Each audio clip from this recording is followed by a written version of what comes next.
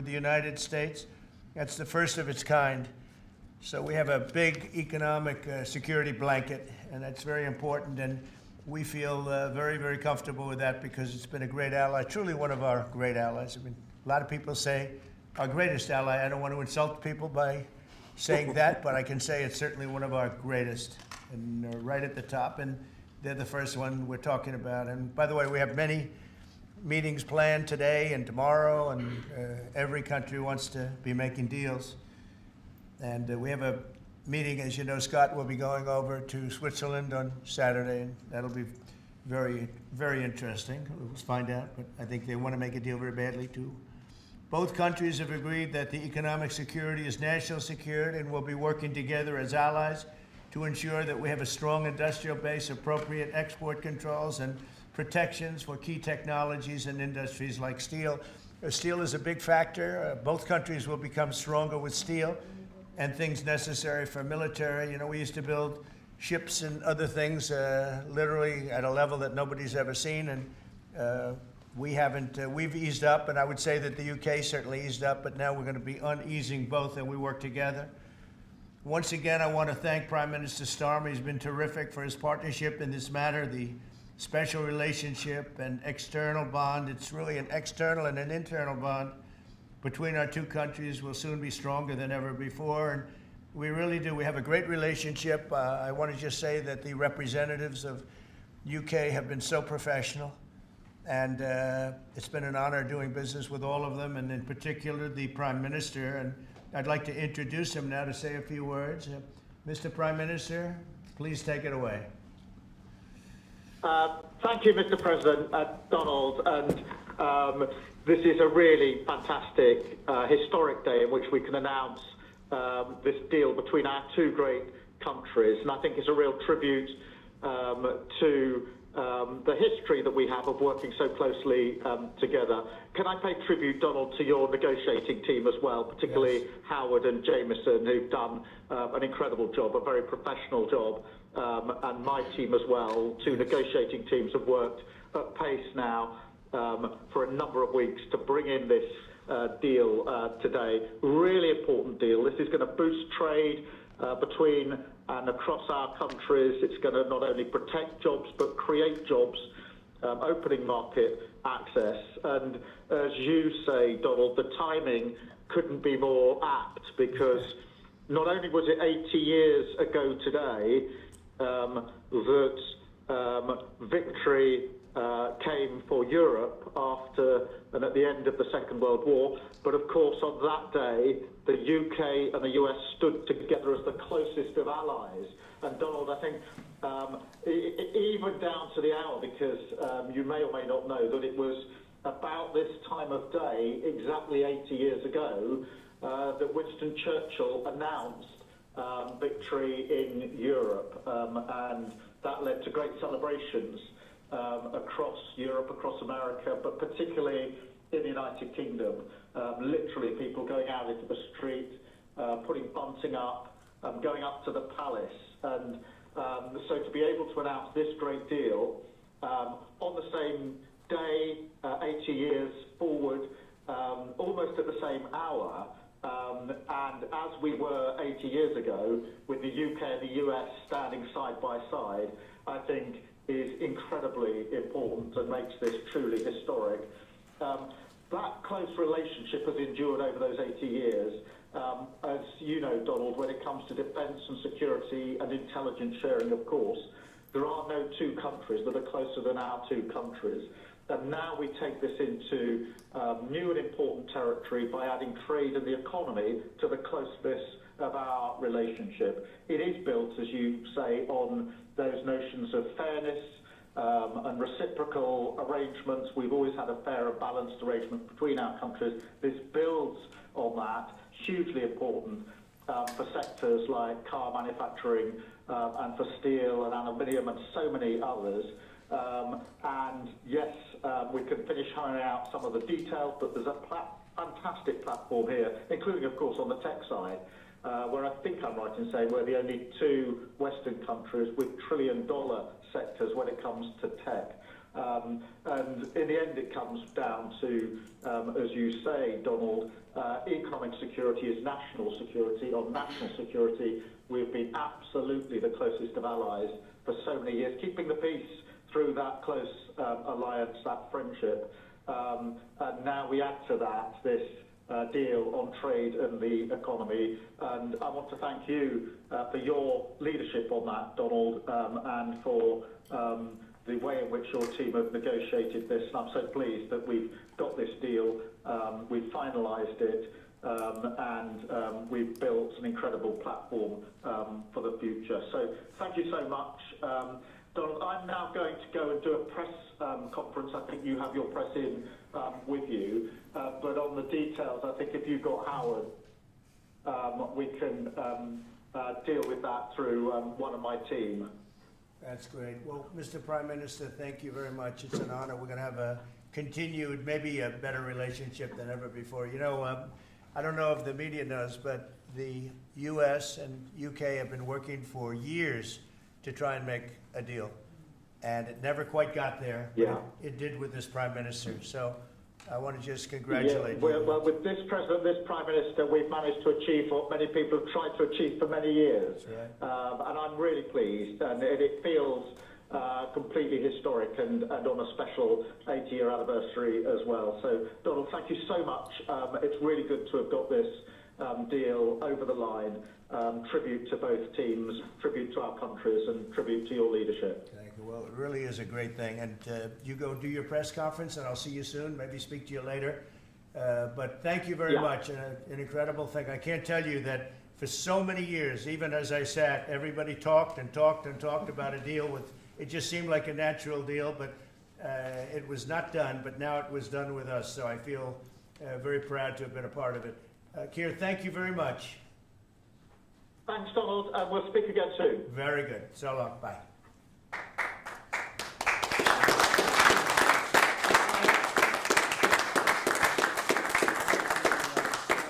Why don't I do this? Why don't I have our Secretary of Commerce, Howard Lutnick, give a little description of the deal pretty quick, and then the good side, the very nice side, we'll be speaking about it also, maybe, from so you get a pretty equal. I think it's a very, it's just been a deal that was, we thought, very complicated. It became very simple. It's opening up the country that we really didn't have the kind of access to that I would have thought. I was surprised. I think it's why the deal never got done before. It was, you know, they've been working on this deal for 25 years. And we got it done, and we got it done. Really, it's going to be great for both countries. So, Howard, if you could go, and then somebody else, you may have, you'll pick whoever you want who'd like to do it. I have a feeling you're going to do it, right? So you guys go ahead, and then we'll take questions right after that. But I think you'll get a pretty good understanding of how big it is. It's a very large deal, very big deal. And Howard, go ahead. So the UK is the 6th largest economy in the world and the 4th largest that we export to, right? So it's a huge market, a top 10 market. If you remember Liberation Day, they were at 10% because we have balanced trade with the UK, right? They say they have a surplus, but of course that counts gold bullion, which is, so let's just call it balanced trade. So how do you open up a market in balanced trade? People think it's impossible. They've always thought it was impossible until President Trump came on the scene and changed the way things work. So here's what we've got. We've opened up new market access, ethanol, beef, machinery, all the agricultural products. They've agreed to open their markets, and that will add $5 billion of opportunity to American exporters. So the question is, why would they do that now? Because they've never done it before. And we still have our 10% tariff on, which will produce $6 billion of revenue for the United States. So the idea was, how do they keep their jobs, protect their economy, and do the best for their people while opening the market for us? And the way is they studied it, their team was exceptional, and they tried to figure out the markets that they're importing from other people and try to send them over to America. So why were they always favoring others and not us? And what they've done is they've found the ways to do that so that we have new access, right? But the UK workers are protected, and that was the balance. So you've got We did a deal with them in automobiles. And you know, if you're not building here, we charge you a 25% tariff.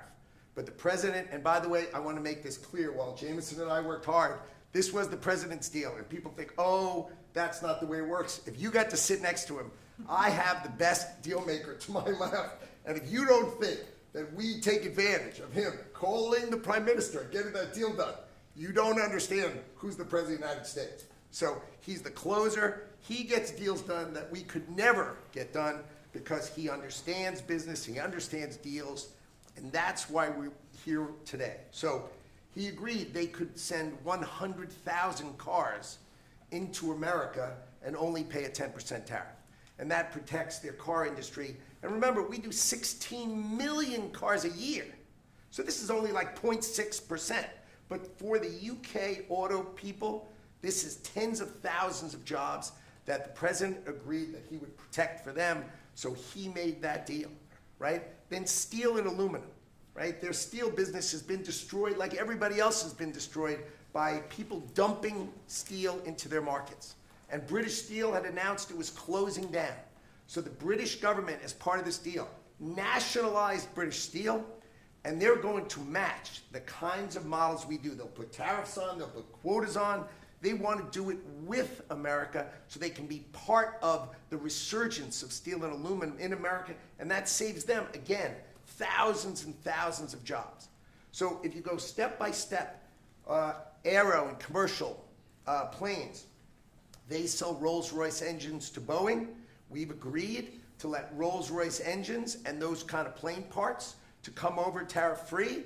And what you're going to hear today is there's going to be an announcement in the UK that they are buying $10 billion worth of Boeing planes later today, but I'm going to let the name of the airline announce it because that's theirs to do. But part of this deal was always to do it together and to do it strong, and you can see the numbers on this board.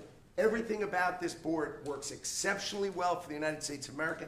It lays out the plan that you can work with us in autos, you can work with us with aero and commercial, you can work with us in pharmaceuticals if you have a supply chain that is secure and protected in national security.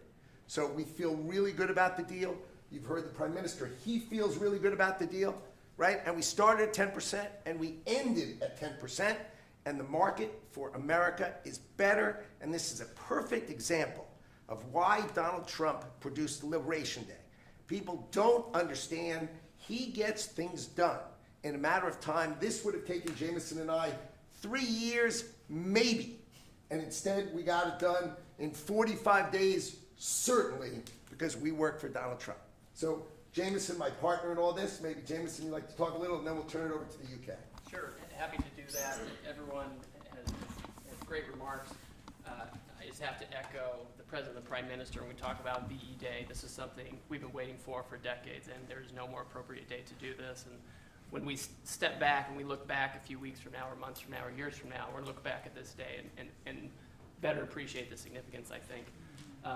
And I'll just say as well, in terms of negotiating, I mean, the UK negotiators, you know, we've got one right here, did an incredible job, right? This is why you win wars, right? When you act like this, and the ambassador, he knows more about trade than a lot of us here, based on his background. And I would say on this deal, Mr. President, what we've shown is that it is time to change the way we do trade. People said we couldn't do a global tariff. We did a global tariff. They said no one would want to deal with us. People want to deal. They said no one give offers. You saw that stack of offers I showed you yesterday of all those countries. Said we wouldn't get deals, and here we are with a deal with the 6th largest economy. We've agreed to have fair and reciprocal trade, and we've done it in record time. Thank you very much. Sir. Great job. Thank you, sir. Mr. Ambassador, please. Well, Mr. President, thank you very much indeed in hosting us this morning. And thank you very much indeed also for that very typical 11th hour intervention by you with your phone call to the President, demanding even more out of this deal than any of us expected. So thank you for that. The Prime Minister was delighted, obviously, to take that call late at night. But you took it to another level, and I think the point I would make is twofold. One is that if we're going to rebalance and rebuild international trade, in a way that serves all our interests, then we're better doing that together than separately and apart, and that's what we're on a mission to do. But secondly, you've done what you said you would do. You said to the Prime Minister when he came and we visited in the Oval that you would do a good trade deal with the United Kingdom, that you would do it at pace, and that we would be first. And you have delivered that. You know, you've been true to your word. So thank you very much indeed for that. For us, it's not the end. It's the it's the end just of the beginning. I mean, there is yet more we can do in reducing tariffs and trade barriers so as to open up our markets to each other even more than we're agreeing to do today. But it also provides us with the platform, the springboard, to do what I think will be even more valuable for both our countries in the future, and that's creating a technology partnership between the United States and the United Kingdom so that we can harness science and technology in order to create future industries and future jobs, and to do that together in the way we work so closely already in the national security and defense area. We can just take that to yet further areas of science, enterprise and endeavour. So we're looking forward to doing that in the coming months. You've launched us extremely well today. It just, in my view, as the Prime Minister has said, just shows what two countries who trust each other, who are confident in each other and are familiar with each other can do, not just for ourselves, but for those, the rest of the world, who need to benefit from a bigger and better international trading system. Thank you very much. That was beautifully stated. What a beautiful accent, too. I'd like to have that accent. Thank you. My mother would be proud. Thank you very much. Any questions? James Matthews from Sky News. Yes. Can I ask, why Britain and why now? And you've described this deal as a full and comprehensive deal, and yet we've just heard from Mr. Mandelson it's the end of the beginning. Clearly, there's much more work still to do. With respect, are you overstating the reach and significance of this deal because you're a president who needs a result at a difficult time? I think that it's a great deal for both parties. It's for us. We're opened up. I didn't know how closed it was. Quite closed, the market, as you know, the UK, and it opens up a tremendous market for us, and it works out very well, and a lot of assets. You see the chart, and those are tremendous assets. But we've been trying, and when you say why us, meaning your country, we've been trying for years, and they've been trying for years to make a deal, including when I was in the, first term.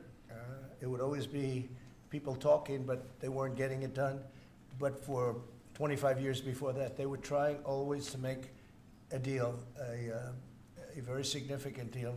I actually, until I looked at the numbers, I didn't realize this is a very conclusive deal, but we think we can grow it even from that. But this is a maxed out deal, not like you said it. You said it really incorrectly. This is a maxed out deal that we're going to make bigger, and we make it bigger through growth. But we have tremendous assets involved. I was surprised to see how big your country is in trade, actually. One of the biggest in technology and so many other things. It's agriculture. I really didn't know. It's depending on your definition, it's from 4 to 5 to 6. That's pretty big in the world. So I was very impressed by that. But we're going to take it to new levels. It's a very big deal right now, but I think it is going to grow just of its own volition. It's going to grow, and over time there'll be changes made. There'll be adjustments made because we're flexible. We'll see things that we can do even better. But it's very conclusive, and we think everyone's going to be happy, and the people of your country are going to be very impressed with the result, and they'll be able to buy from more people. They'll be able to price things differently. They'll be able to get some products that aren't available to them now that we make better than anybody in the world.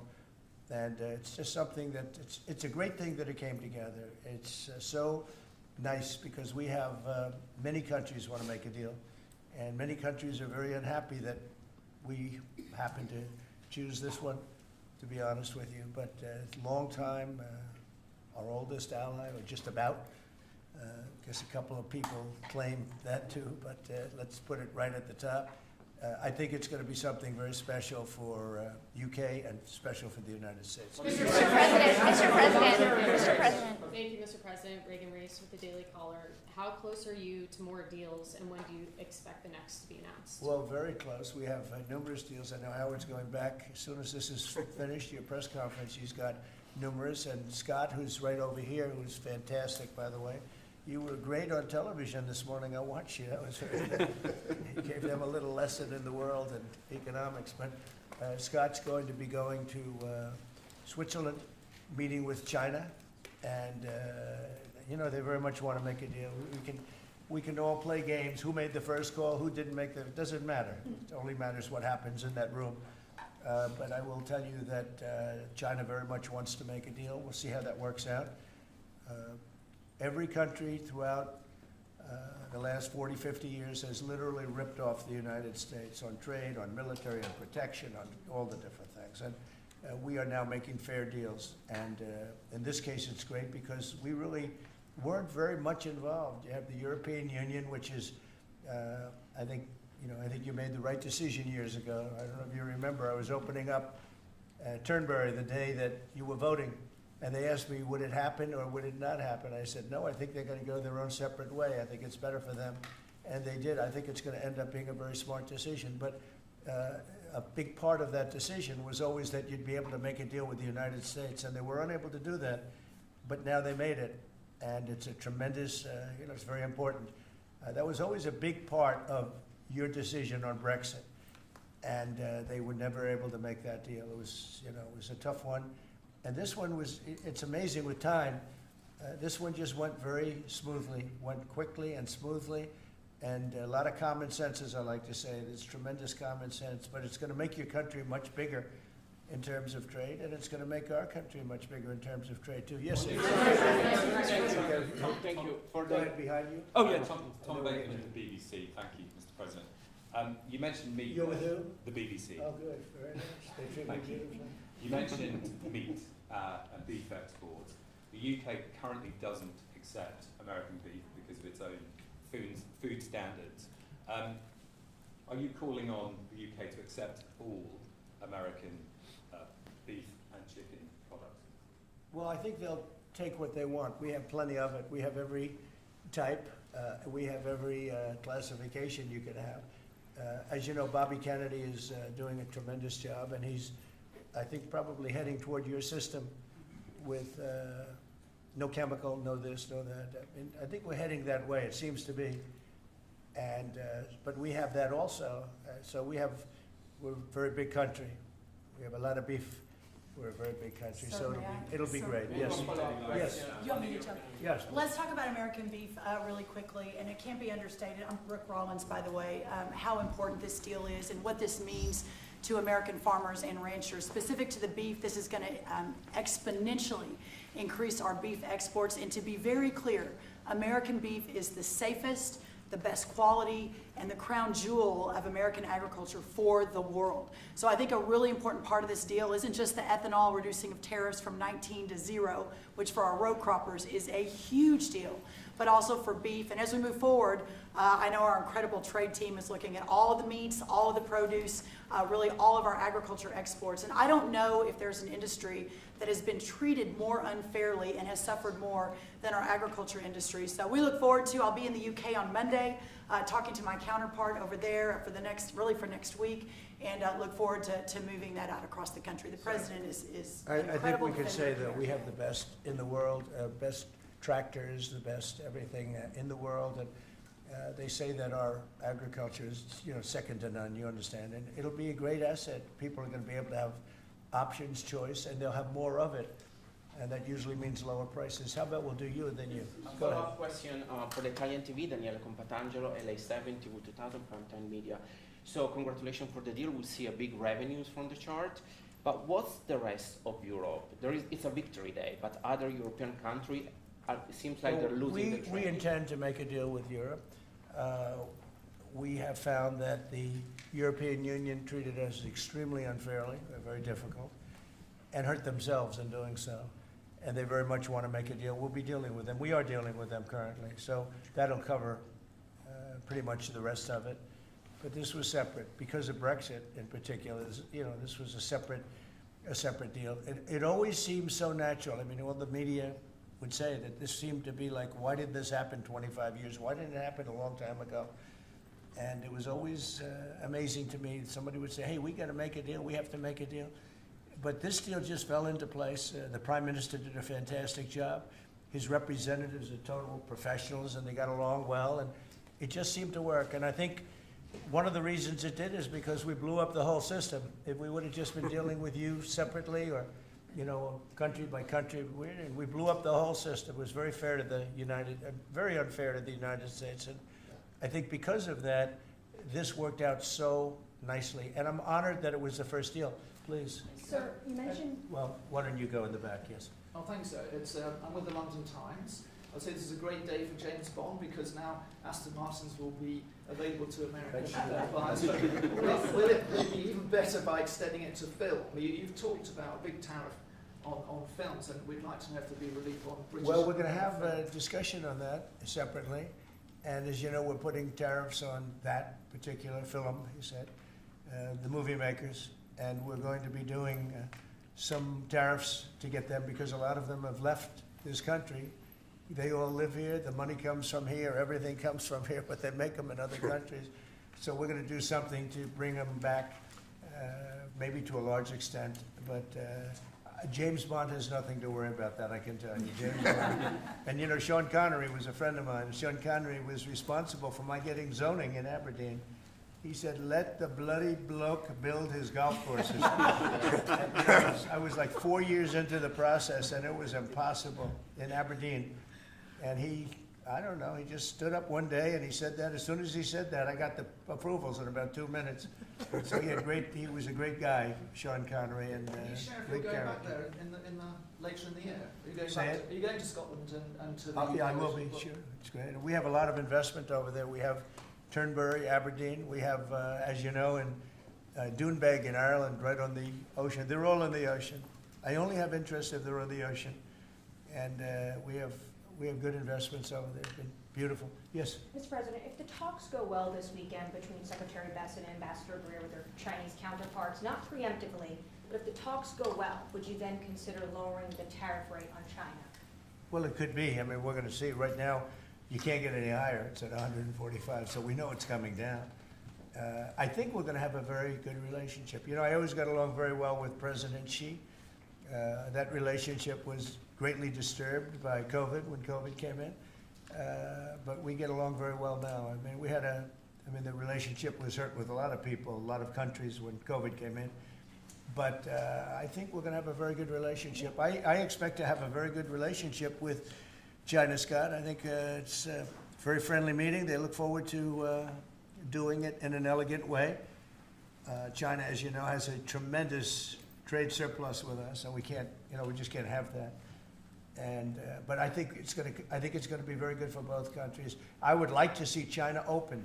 One of the big things here is, and nobody would know this, but the UK was largely closed. It was very much closed to trade, and now it's opened. And a lot of the financial reporters are very happy about that because so much. I listened to them. Well, I hope they get countries opened up, and then you compete on a fair basis. But you can't compete when you're not allowed to go there. China would be the number one example of that. It's very closed.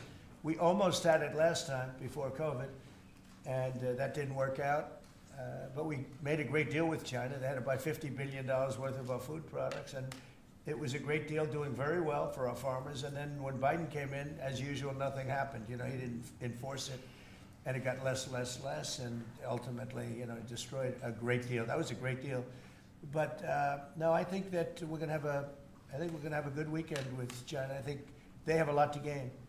I do think they have far more to gain than we do in a sense, but we're going to have I think we're going to have a very, very good weekend. Will you speak to Xi after the weekend talks? I might, yeah, sure, depending on what Scott says. We Scott is doing certain countries, and Howard's doing certain countries. I mean, I wish I had like 10 more of each, then we could do them all at one time.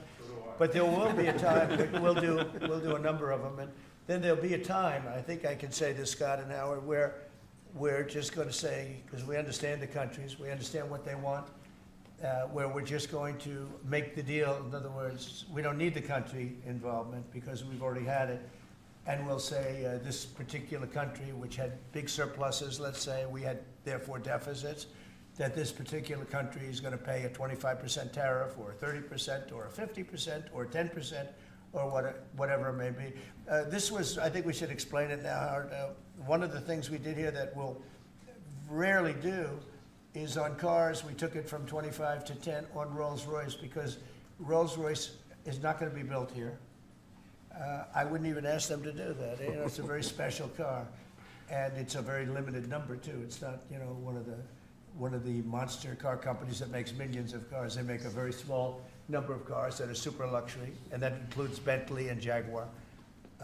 So we have some very special cars. So in order to help that industry, and that's really, you know, handmade stuff, and they've been doing it for a long time in the same location.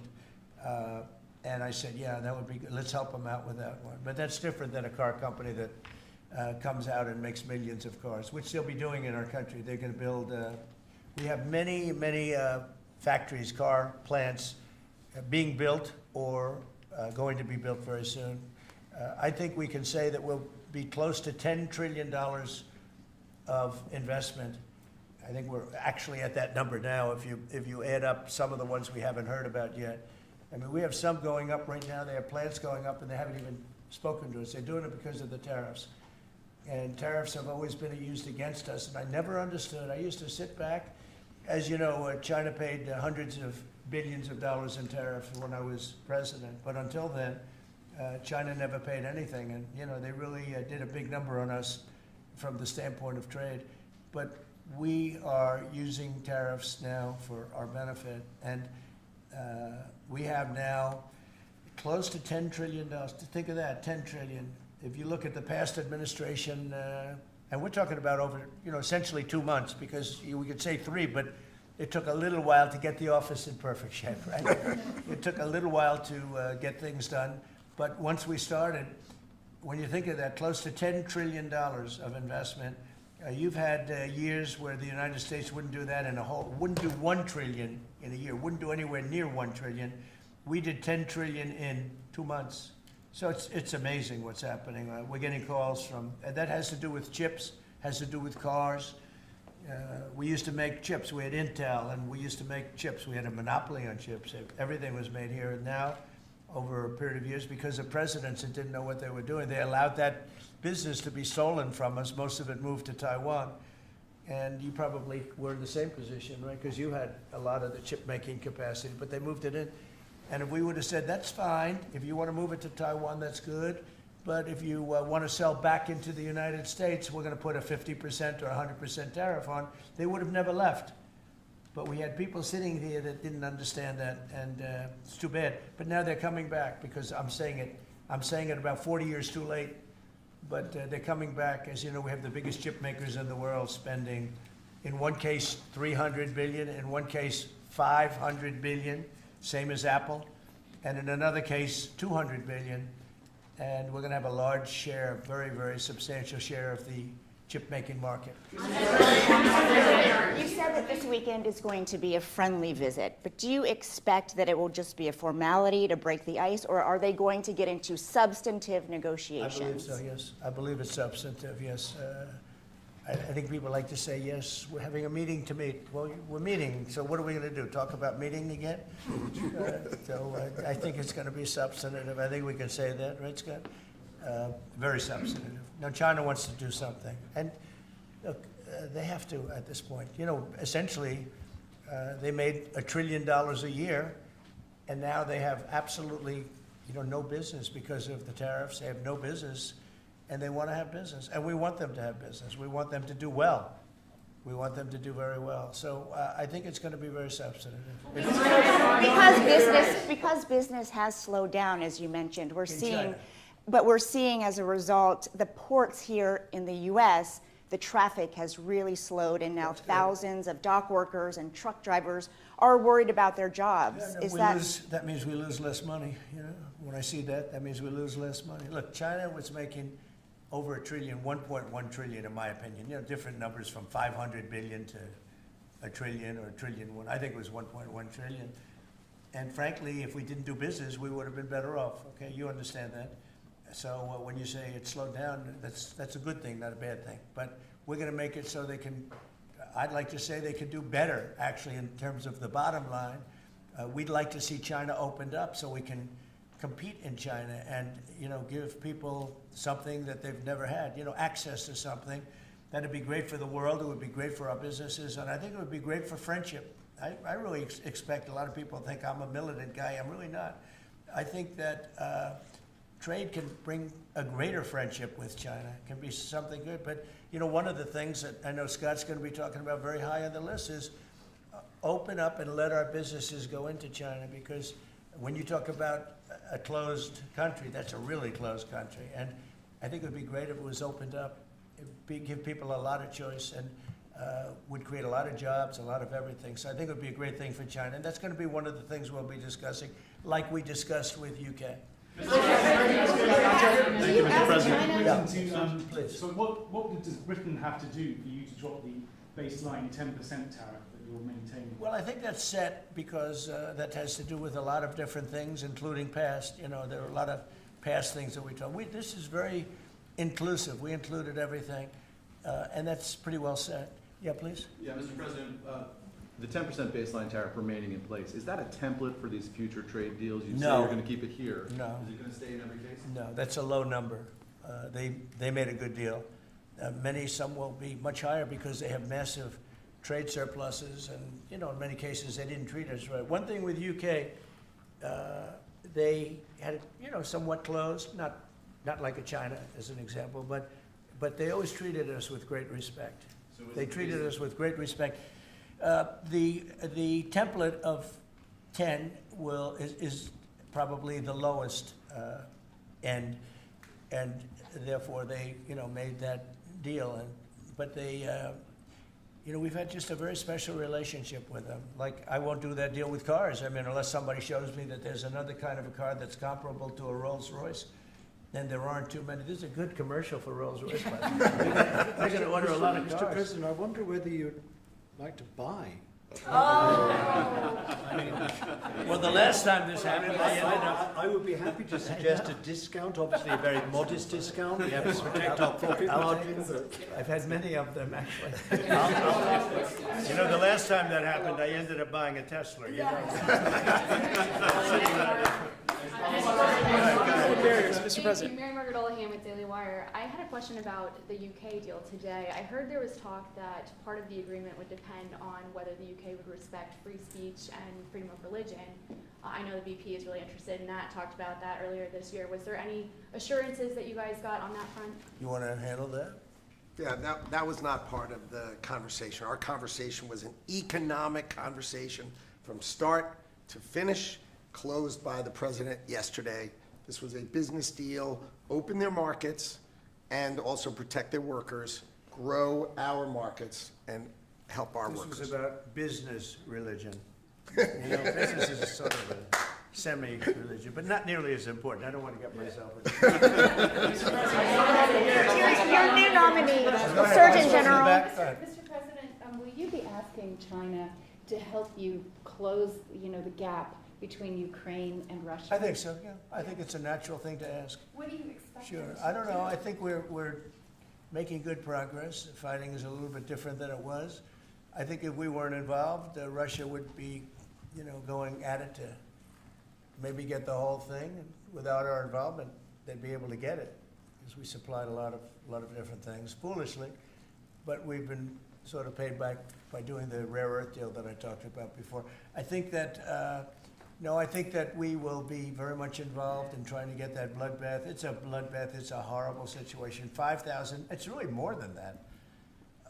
But it's 5,000 soldiers on average a week, mostly soldiers, are being killed. Young, beautiful people. I mean, they're being killed. I see the satellite pictures coming back, body parts lying all over fields, heads and arms. it's so terrible. I've never seen anything like it, actually. And if we can get that stopped, that will be a great accomplishment. And we're trying very hard, and I think we're close. And Mr. Witkoff is talking constantly back and forth. He's a real professional. He's got a great relationship with both countries.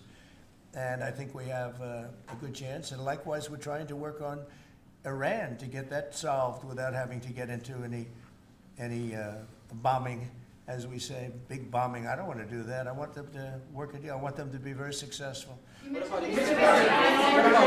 nominee. Thank you, Mr. President. Edward Lawrence from Fox Business.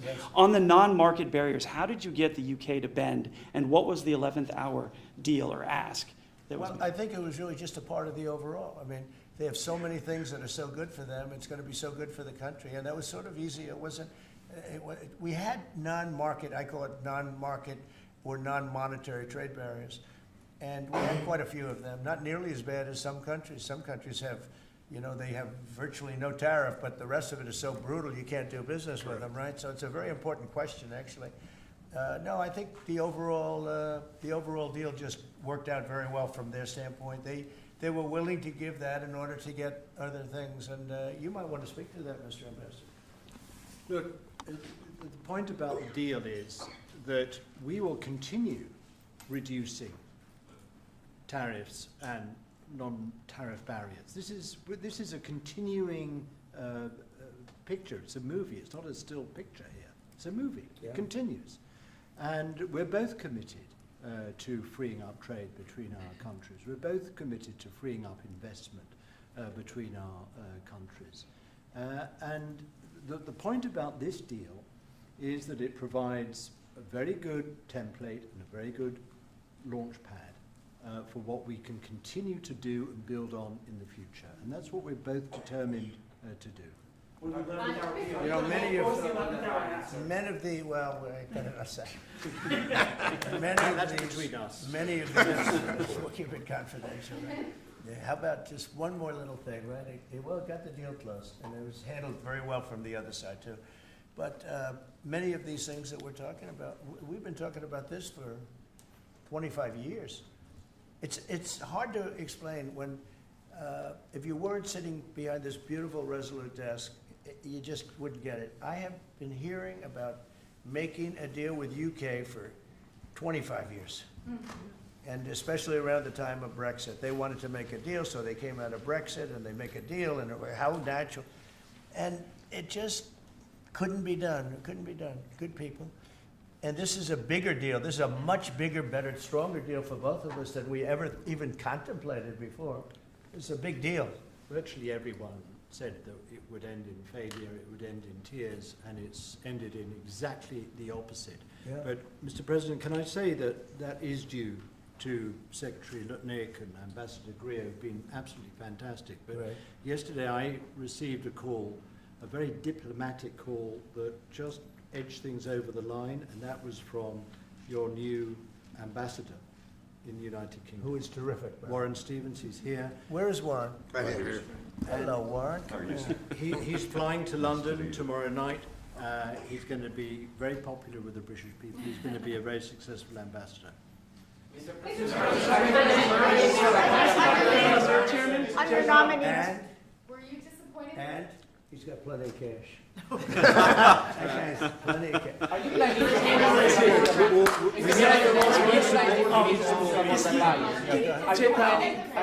to meet Ursula von der Leyen? Yeah, the federal. Go ahead, fast. Yes, are you planning to meet Ursula von der Leyen, the president of the European Council, anytime soon? Oh, she's so fantastic, right? She's so fantastic. I hope we're going to meet. Yeah, the answer is yes. I saw her a few days ago. And I think that we'll definitely meet, yeah. The European Union is a big thing. They want to make a deal very badly. You know, everybody wants to make a deal. Look, everybody wants to make a deal with the United States, and we're doing that, and we're going to make fair deals. I'm just honored that this was the first one. Go ahead, please. The Federal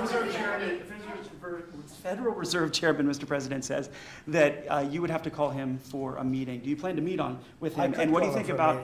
And it's like talking to a wall. He should be. The Bank of England cut today. Well, the Bank of England cut, China cut, everybody's cutting but him. It's I don't know. We'll see what happens. It's a shame. I call him Too Late, you know, Too Late Powell, that's his nickname, and it's a shame, it's ridiculous. So, meeting, he's always too late. But in this case, it's not gonna matter that much because our country is so strong. We're so powerful in terms of economic strength and what we've done, and I'll tell you what, if we didn't have our first term, you wouldn't be. We created things in the first term. We cut more regulations than any president in history.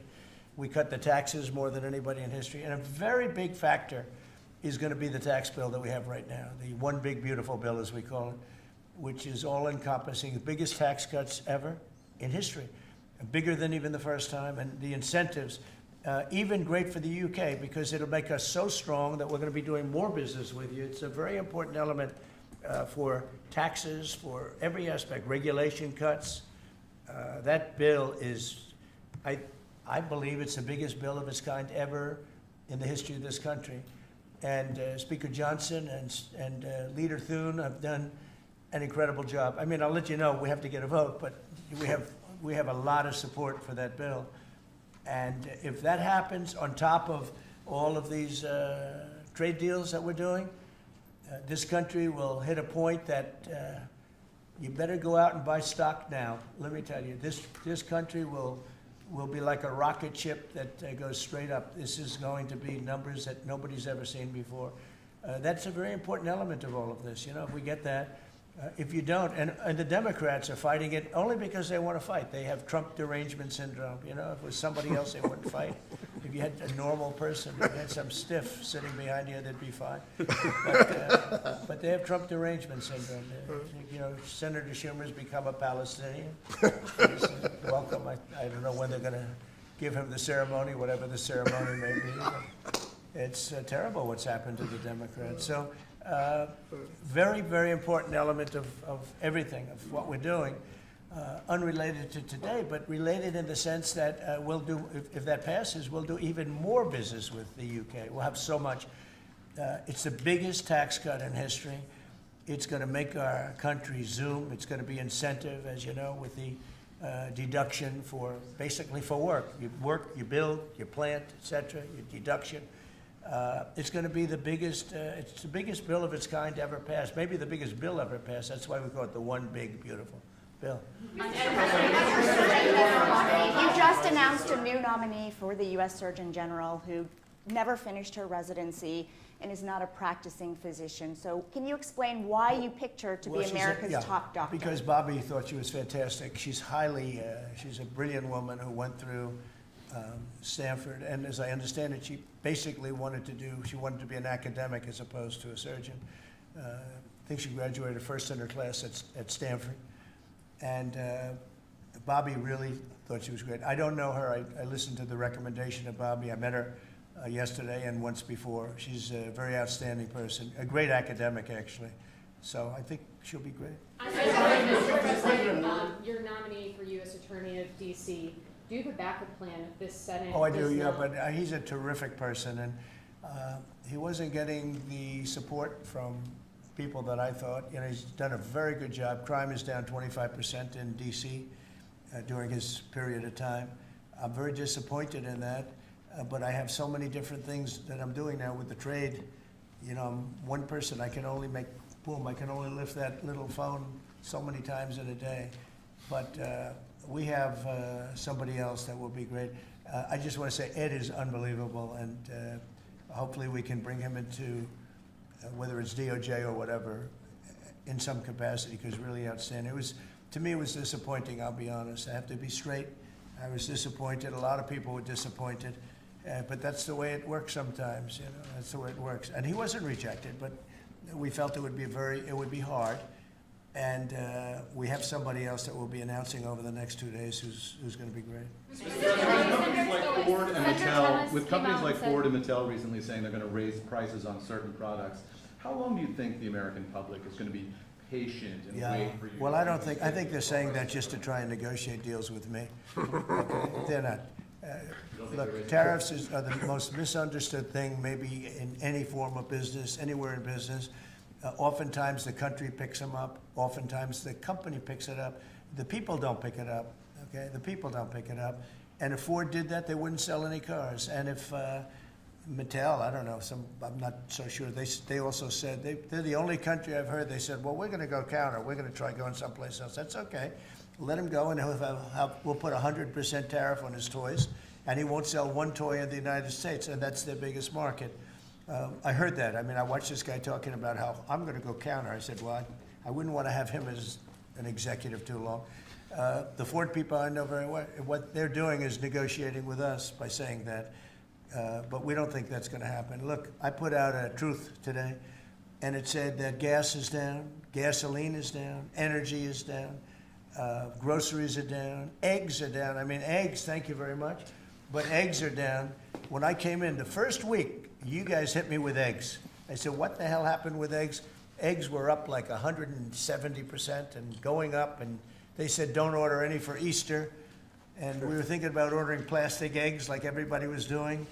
And Brooke did a fantastic job, agriculture. Brooke did a fantastic job, and we had hundreds of thousands of eggs out here on the lawn just 2 weeks ago at Easter. But you take a look at the cost. Energy's down. Even interest rates are down. Now, if the chairman of the Fed, Jerome, if he would lower interest rates like China did, like I think UK did, but like numerous other countries have done, it's like jet fuel. It would be great. But he doesn't want to do it. I think he doesn't want to do it. Probably he's not in love with me. I think that's right. It's sort of a crazy reason, but that's the way life is. Anybody in his position would be like jet fuel. But even without that, we're doing well. But remember this, I've watched you people reporting over the last few months that if we do this, prices are going to go through. Well, groceries are down. All of this stuff is down. Lumber is down. Oil is gone to, we have that thing broke 60, right? $60 a barrel. And $1.98, $1.99 in some cases, and heading in that direction. No, I think it's been amazing, actually. And what that's good for, it gives the consumer more money, and it gives them a better life, because we just came out of the worst inflation, in my opinion, in the history of our country. They say 48 years. But Biden really screwed it up. He screwed up energy, and he spent too much money. He was spending it on, green new scam. And that's like throwing the money. See that beautiful window behind? Take money, throw it right out that window, because it's the same thing. He spent $10 trillion. He wasted it. Not only was it bad, it was a negative. It wasn't even like it helped a little bit. It was a real negative. And then on top of it, they let 21 million people into our country without any identification, anything, just let them in. It's very, very sad. Well, we'll do one or two more. On $1.99 gas, $1.99 gas. Violence in India and Pakistan. Go ahead. Who are you with? I'm with the Daily Telegraph. You know me from Yeah, I do. How concerned are you about the UK's reliance on China? Chinese money in the money markets, Chinese exports. We're not concerned. Is that something that came up in discussions? I'm not concerned about anything. If I was, I wouldn't even be here right now. If I was concerned about anything, and it wouldn't be that, but I wouldn't be here right now. No, we're not concerned. We're going to have, I believe, a very good relationship with China, and a fair relationship, and it'll get bigger and it'll grow. It'll grow. As an example, if they open up the country, that'll be the best thing China ever did for itself. They don't know that yet because, it's been a different system. But that'll be the greatest thing that ever happened to China. The people will be happier. They'll buy for less. They'll see things that they never saw before, and they'll be buying them. And it'll really create great long-term peace. And if I could ask one of the Agriculture Secretary, actually, there's a lot of concern about chlorinated chicken and the import of hormone-treated beef. Has that question been addressed, resolved in these talks, or is that something for the continuing negotiations? Well, James. I would just say that it's very clear, and we have in the heads of terms that we are going to discuss all of these types of issues, and obviously the importing country, whether it's us or them, you got to follow the rules on those types of things. But our point is the rules need to make sure that they are based on science, and that's our expectation. We know the UK believes that too, so we want to come to an accommodation. We want the consumers in each country to be able to choose what they want and give them the information that they need. We have an incredible EPA led by Administrator Zeldin that is on this. So the talks continue, but we are very, very confident in our products, and what the president great has done to product. open up the markets is unprecedented for these farmers here in America. Message to Wall Street as they watch this. I mean, you saw the stock market decline sharply after Liberation Day, and it's rallied back since then. Well, Do now you it's have going to really rally, because, don't forget, they said this is all a pipe dream. And this is a tough one. This is, somebody would say, well, this is easy. This is much tougher, I think, than any other deal, because they've been at it for so many years, decades, trying to make this deal. And it's very conclusive, and it's a great deal, and it's a very big deal, actually. And no, this is just the beginning. We're going to be having conferences, or at some point we won't have, we'll just put out a statement that we just signed this country, that country. And after a number of these are done, nobody has enough people to do it. We're just going to put out X country is going to pay this, and if they open up, they're going to do this and that and that, and they're going to be open up. Everybody wants to be here. I say this is where they want to be shopping. They want to shop in this country